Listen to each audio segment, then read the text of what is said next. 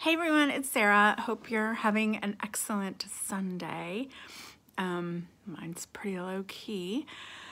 Anyways, so your good story today comes from the New York Times. So you may have already read it or seen it through another media outlet. But I thought it was a great story given the temperature changes that occurred last week in the Midwest, especially in cities like Minneapolis and Chicago.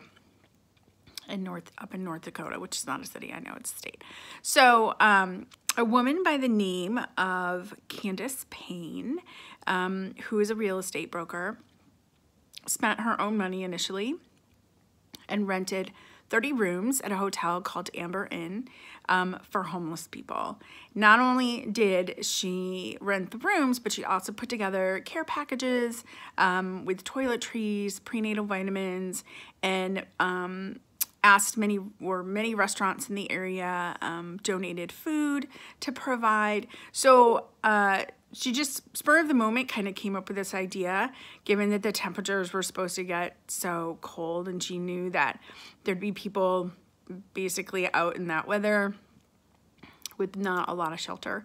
So she rented the rooms. She went to a place called Tent City, which is a large area where a lot of Chicago's homeless live, and found people who were willing to come to the rooms. She also, on her, I believe it was her Instagram account, asked people if they would help donate their time with cars, SUVs, to provide transportation for the homeless.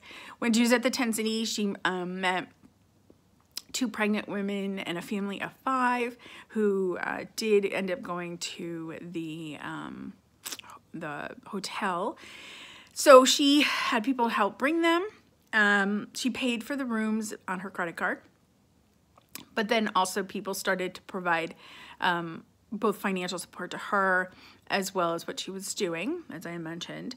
Let's see.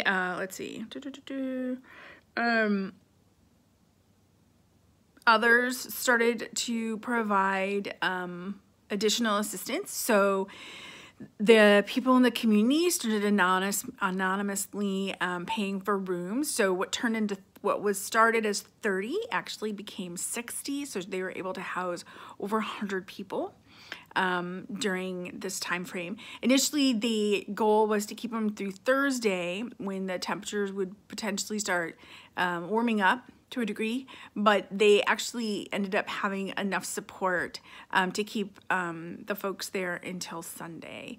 And ideally, she would like to do this more in terms of just helping the local homeless community the local homeless in her community. She's from the south side of Chicago, so she's a local, she's from the area. The governor of Illinois did call and thank her for all of her help, which was pretty awesome too.